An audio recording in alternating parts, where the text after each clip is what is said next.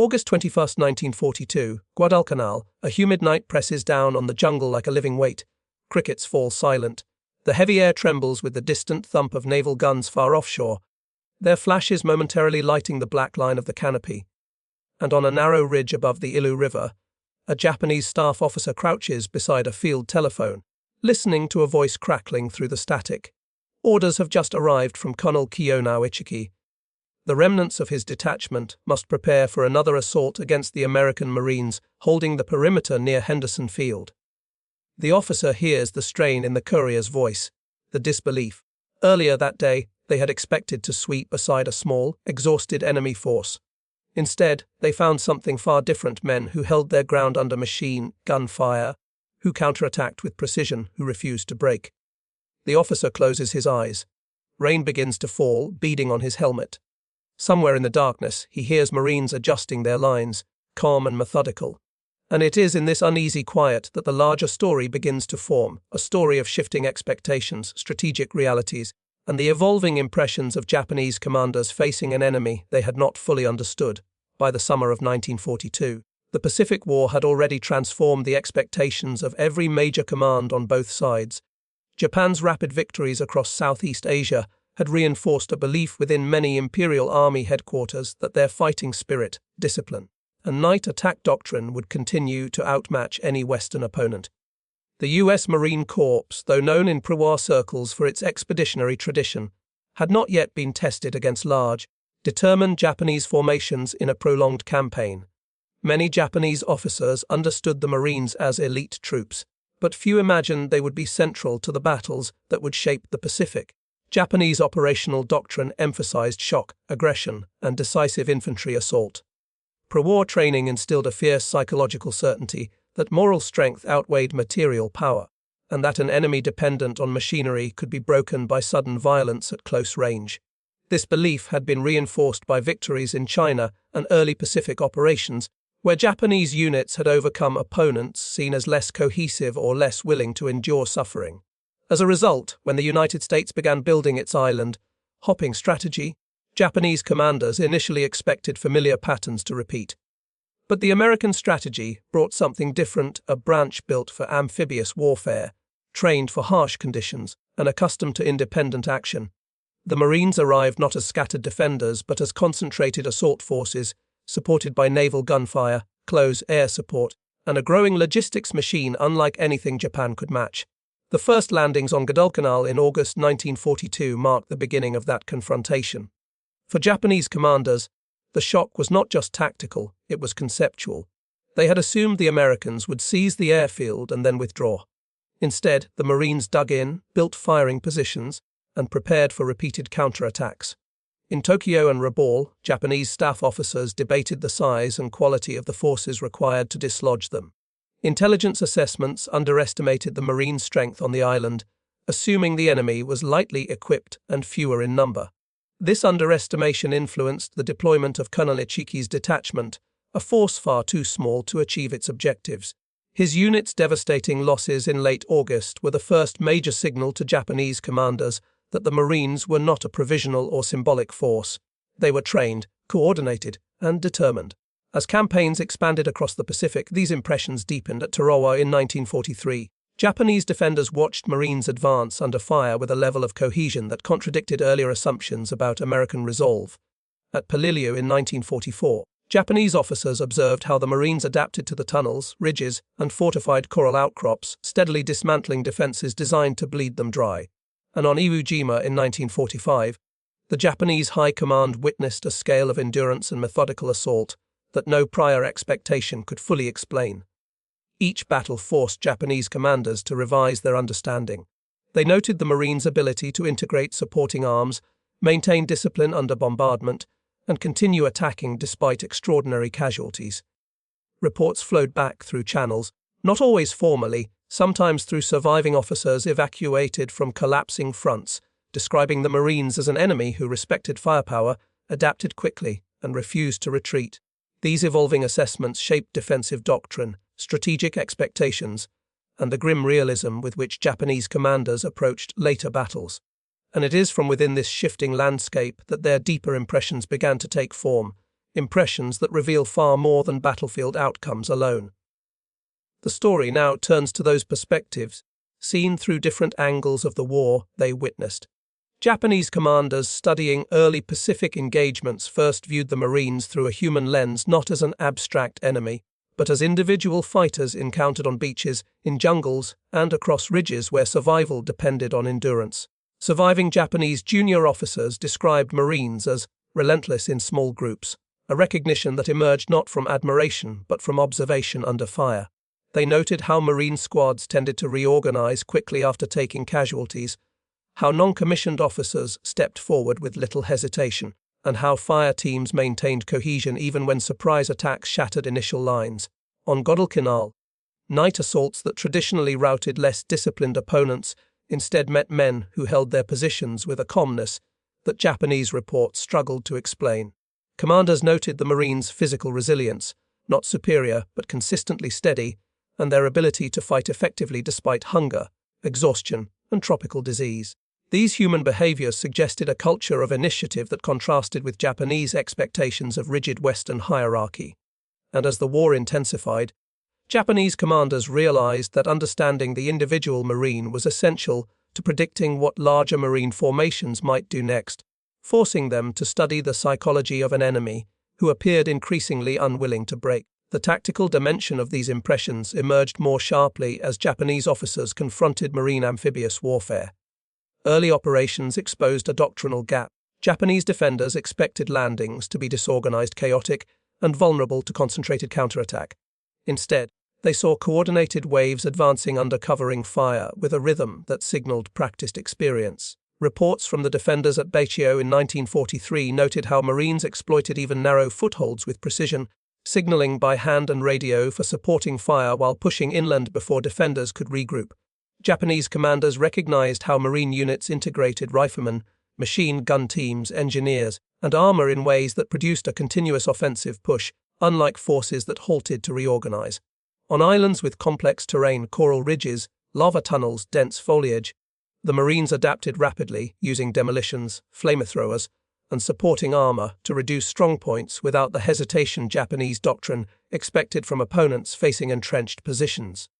The tactical shock grew deeper as Japanese counterattacks, once the hallmark of their battlefield dominance, increasingly faltered against Marine formations that held fire until the decisive moment, then unleashed overwhelming concentrated volleys. These tactical realities forced commanders to analyze not only where the Marines landed, but how they fought once ashore.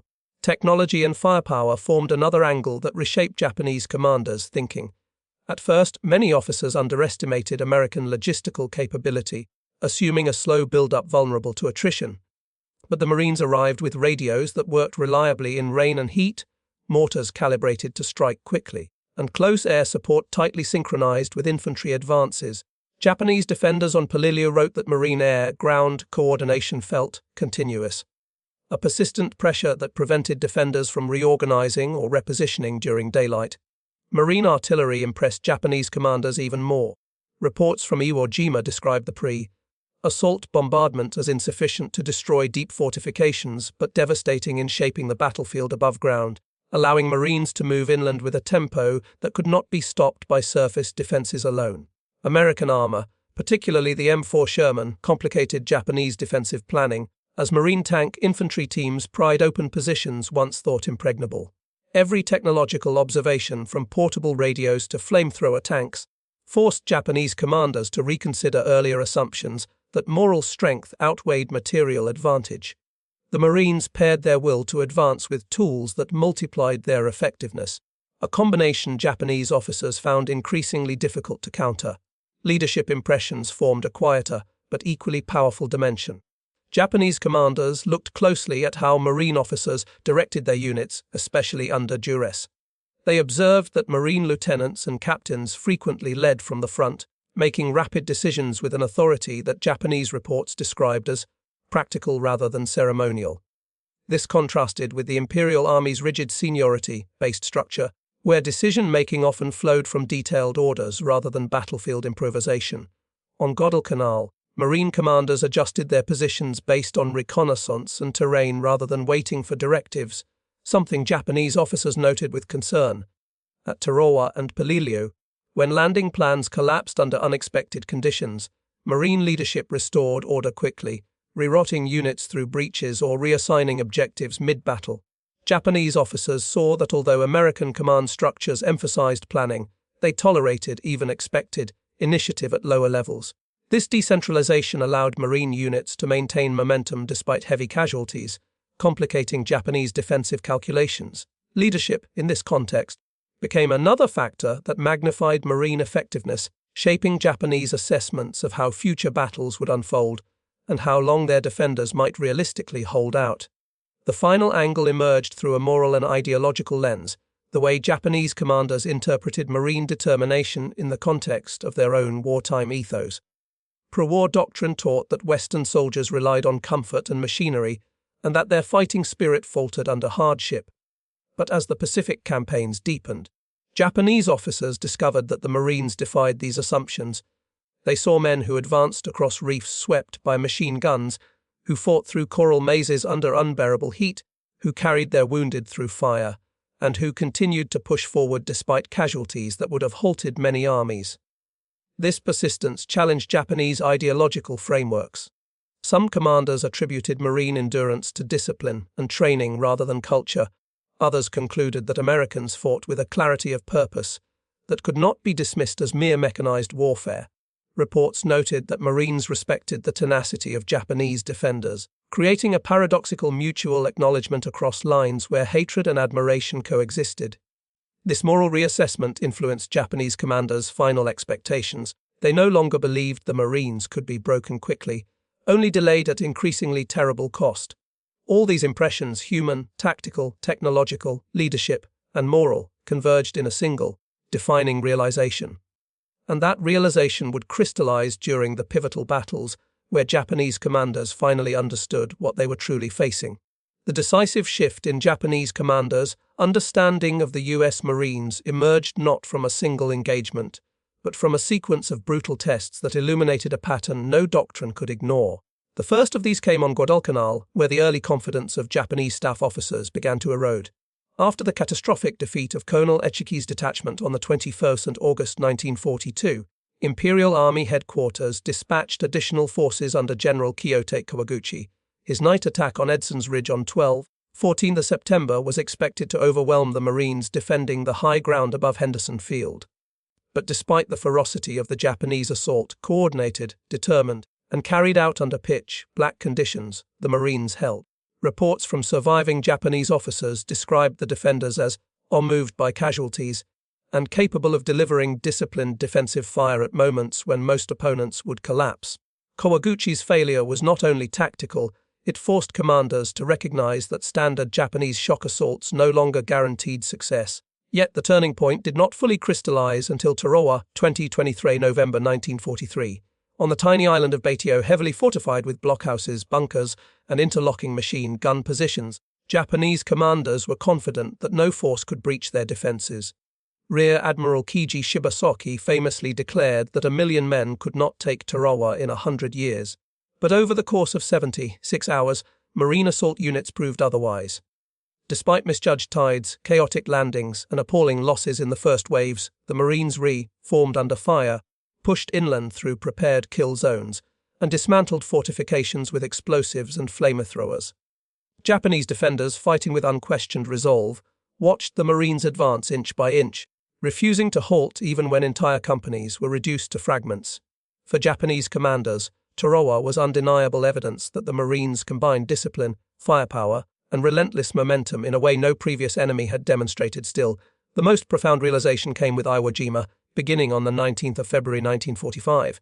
General Tadamichi Kuribayashi, one of the most analytically minded officers in the Imperial Army, had studied earlier battles closely. He already expected the Marines to fight with extreme determination, yet even he underestimated the scale of their endurance. As the 4th and 5th Marine Divisions clawed forward across the volcanic terrain, Kuribayashi received reports that stunned him. Marines advancing through interlocking strongpoints, absorbing enormous casualties, adapting to new defensive tricks almost immediately. His underground fortress system inflicted heavy losses, but nothing halted the Marine advance permanently. The enemy's combat efficiency is beyond all expectations. One Japanese message noted, Kuribayashi understood that he was witnessing the culmination of a pattern of force that would take ground regardless of the cost, using combined arms with a precision that slowly suffocated his defenses. By the final stages of the Iwo Jima battle, Japanese commanders across the Pacific had reached a consensus. The Marines were not merely another Western military formation. They were an integrated machine of infantry, armor, artillery, and air support, but also a brotherhood of fighters whose cohesion, initiative, and battlefield endurance defied earlier ideological assumptions. These conclusions reached Tokyo not through theoretical analysis, but through the stark reports of commanders who had watched their positions overrun despite elaborate preparations. And as these realizations settled in, Japanese commanders began preparing for engagements where they no longer expected swift victory, only prolonged resistance and inevitable sacrifice. What followed would define the strategic and emotional landscape of Japan's final year of war, when the major island battles concluded: Guadalcanal in early 1943, Toro in late 1943, Polillo in 1944, and finally Iwo Jima in March 1945. Japanese commanders were left with a series of hard, unambiguous truths. Each engagement had revealed something about the Marines that proved impossible to reconcile with pre-war doctrine. And as these lessons accumulated, they reshaped both strategic expectations and the emotional atmosphere within Japanese command posts. In Tokyo, staff officers reviewing reports from Guadalcanal noted a clear pattern. American Marines did not retreat once established in defensive lines. This contradicted earlier assumptions that Western troops, dependent on supply comfort and rigid orders, would withdraw when isolated or fatigued. Instead, the Marines dug in deeper. They repaired positions under fire, redistributed ammunition, and counterattacked at moments Japanese planners considered impossible. These observations influenced later defensive preparations, prompting Japanese engineers to design layered fortifications meant to slow an enemy who showed no sign of breaking before reaching the core of a position.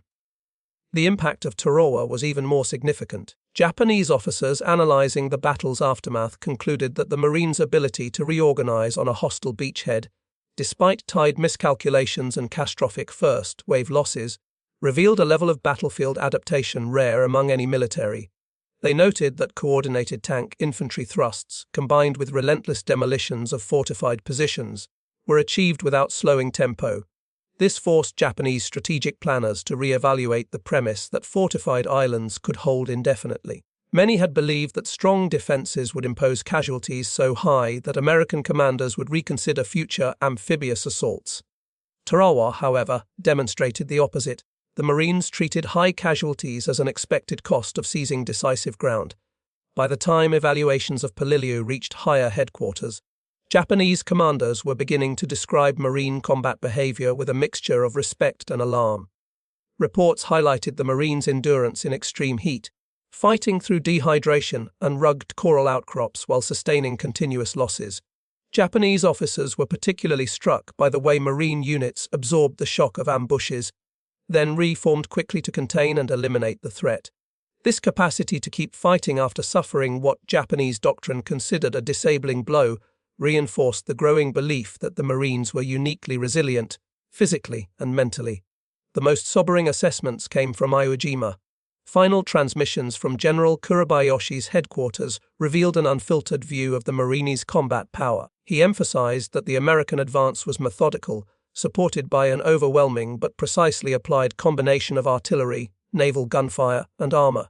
Even when Japanese positions inflicted heavy casualties, the Marines replaced frontline units with fresh companies within hours, maintaining pressure without pause. Some Japanese officers concluded that their own forces were fighting an enemy whose industrial capacity, training system, and battlefield integration created a tempo of warfare Japan could no longer match. For the first time, senior commanders acknowledged privately that victory in protracted island battles was unattainable. These battlefield lessons translated into a grim understanding that shaped Japan's final defensive preparations for Okinawa. Commanders no longer expected to throw the Marines back into the sea.